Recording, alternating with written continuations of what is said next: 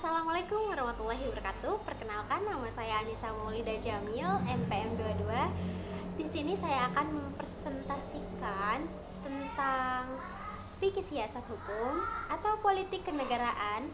Nah, di sini saya akan mempresentasikan di materi tentang AIK, yaitu tentang ilmu kemuhammadiyahan.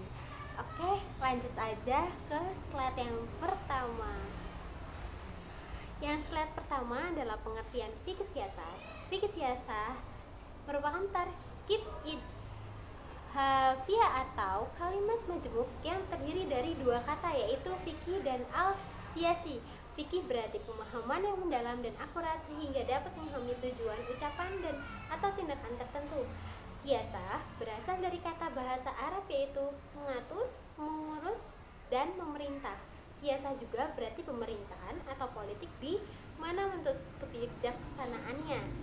Dan slide yang kedua, mohon maaf, yaitu menurut para ahli fikih siasah. Yang pertama yaitu ada menurut Al-Maqrizi, kata siasah berasal dari bahasa Mongol, yakni dari kata yasah yang mendapat imbuhan sin yang berbaris kasroh di awalnya sehingga dibaca siasah dalam ilmu tajwid. Pendapat tersebut didasarkan pada sebuah kitab-kitab undang-undang memiliki jenis khan yang berjudul Ilyasa yang berisi panduan pengelola negara yang berbagai bentuk hukuman berat bagi pelaku tindak pidana tertentu. Tetapi dalam etimologi siasa dalam lisan bahasa Arab berarti mengatur atau memimpin suatu dengan cara membawa kepada kemaslahatannya. Lalu yang kedua itu ada al-munjid. Siasa adalah membuat kemaslahatan manusia dengan membimbing mereka yang jalan menyelamatkan. Siasa adalah ilmu pemerintahan untuk mengendalikan tugas dalam negeri dan di luar negeri, yaitu politik dalam dan di politik di luar negerinya, serta kemasyarakatan, yakni yang mengatur kehidupan umum atas keadilan dan keistiqomahan. Abdul Wahab Khalifah mendefinisikan siasa sebagai undang-undang yang diletakkan untuk memelihara ketertiban dan kemaslahatan serta mengatur keadaannya. Lalu, para pemikir dari ilmuwan politik tidak sepakat tentang terminologis politik. Oleh karenanya digunakan pengertian politik dengan pendekatan holistik. Hasilnya ditemukan secara perisai dan empiris. Ada 3 unsur politik. Yang pertama ada lembaga yang menjalankan aktivitas pemerintahan. Yang kedua yaitu ada masyarakat sebagai pihak yang berkepentingan. Yang ketiga yaitu kebijaksanaan dan hukuman yang menjadi sarana atau pengetahuan masyarakat secara cita-cita atau kehendak yang akan dicapai ke depannya. Lalu di sini ada manfaat mempelajari fikih siasat. Manfaat mempelajari fikih siasat juga Abdul Wahab Khalaf, yaitu agar orang yang mempelajari fikih siasat dapat memahami bagaimana menciptakan sebuah sistem berpengaruh negara Islam dan dapat menjelaskan dan menghendaki terciptanya sebuah sistem politik yang adil dan merealisasikan kemaslahatan umatnya. Nah, di sini ada beberapa manfaat mempelajari fikih siasat terbagi 3 bagian. Yang pertama, mengatur peraturan dan perundang-undangan negara sebagai pedoman dan landasan ideal dalam mewujudkan kemaslahatan. Dan yang kedua yaitu perorganisasian atau peraturan untuk mewujudkan kemaslahatan. Yang ketiga yaitu mengatur hubungan antara pengusaha dan rakyat serta hak dan kewajiban dalam mencapai tujuan negara. Lalu ada dasar hukum fikih siasah, dan di sini terdapat prinsip hukum fikih siasah. Yang pertama ada kedudukan manusia di atas bumi, yang kedua musyawarah, ketiga kepemimpinan, yang keempat persamaan, yang kelima persatuan atau persaudaraan, yang keenam tolong-menolong dan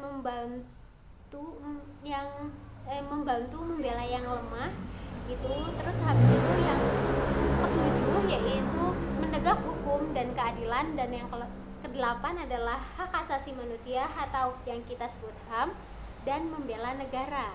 Lalu di sini ada pemerintahan Islam dalam sejarah atau kedudukannya. Pemerintahan Islam masa Rasulullah SAW ada beberapa, yaitu kepemimpinan Rasulullah di Mekah Sejak Nabi Muhammad SAW belum menjadi nabi, beliau adalah orang yang tidak pernah cacat atau tercela di tengah masyarakatnya, dan Nabi pun sangat tampan dan berakhlak mulia dan terlahir dari keluarga yang mulia.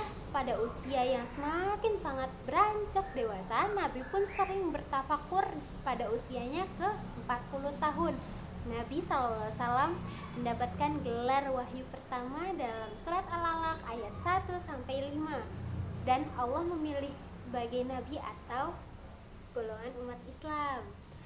Lalu ada 3 tahapan yang merupakan dakwah Rasulullah SAW dalam tauhid dari 3 unsur tersebut. Yang pertama ada secara rahasia atau sembunyi-sembunyi. Yang kedua dalam lingkupan rahasia yang tidak bisa dibicarakan dari langsung gitu ya. Terus masih dalam rahasia banget gitu. Terus yang ketiga ada secara terang-terangan dan terbuka atau untuk umum, kayak seperti berpidato atau bertausiah di kalangan masyarakat lainnya.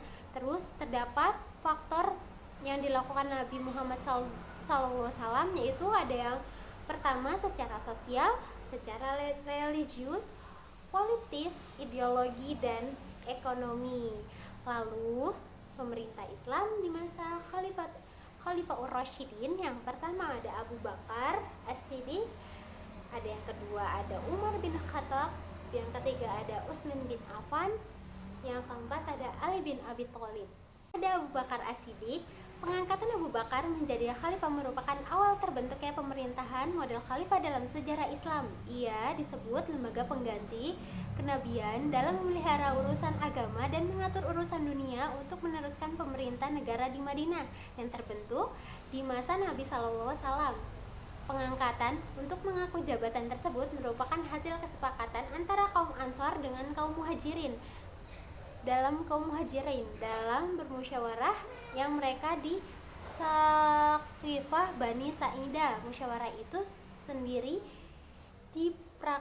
diperkasai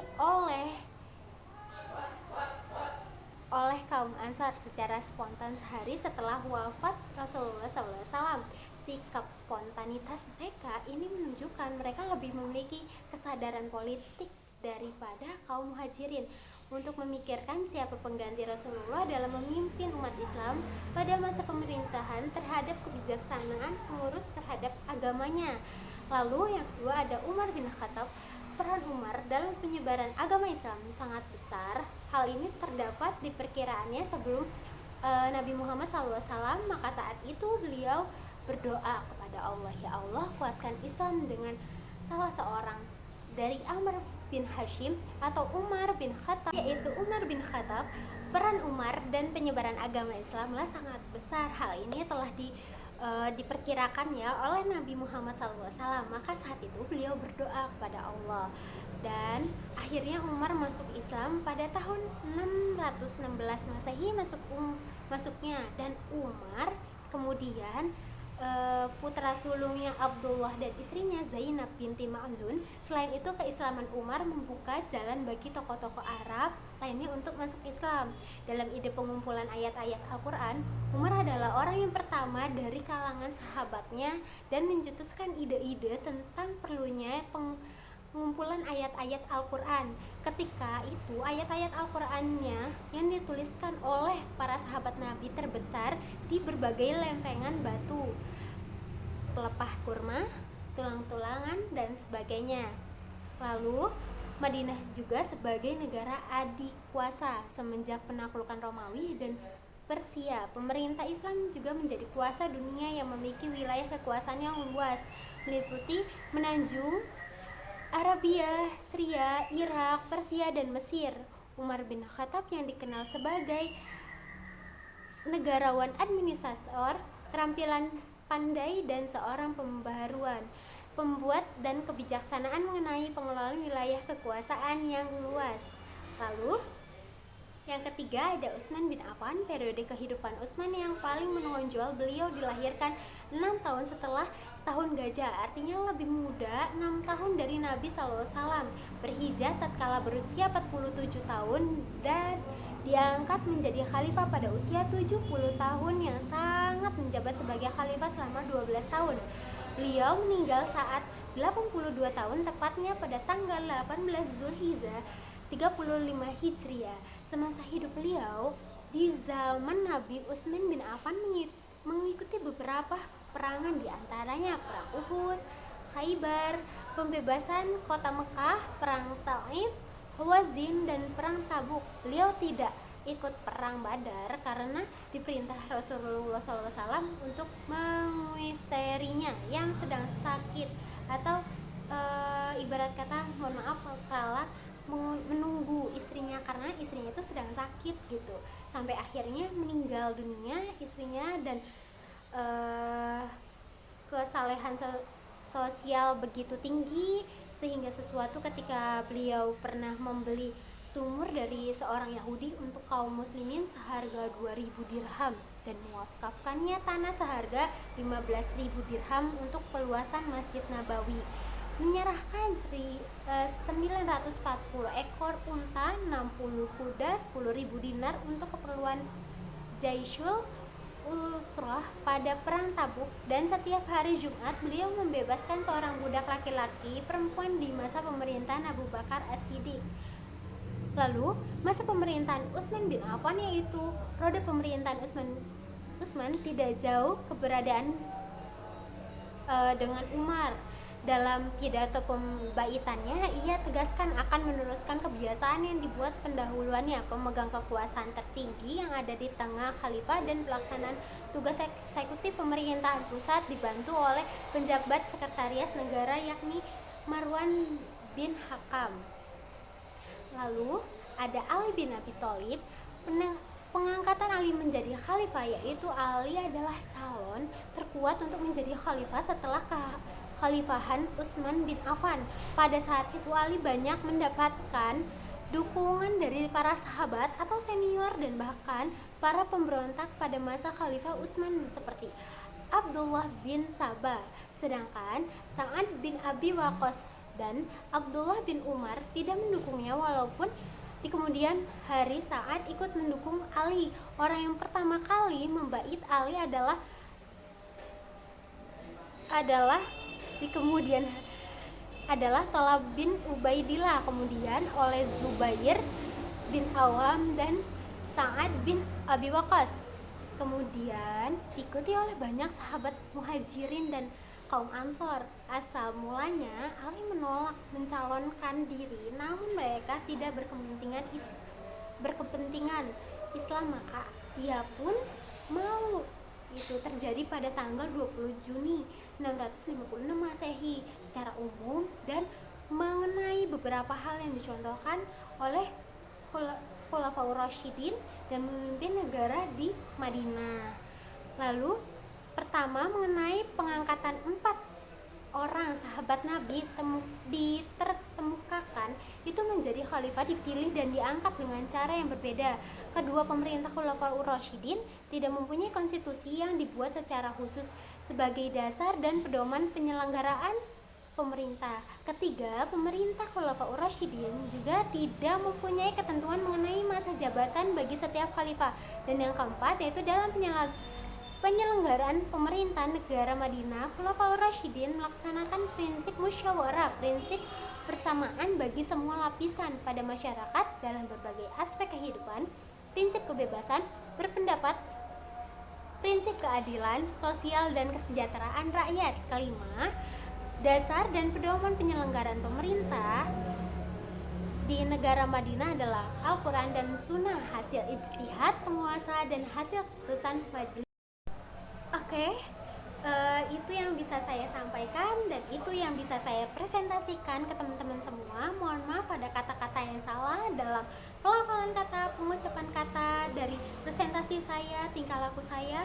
Mohon dimaafkan. Syukran kasiran. Wassalamualaikum warahmatullahi wabarakatuh.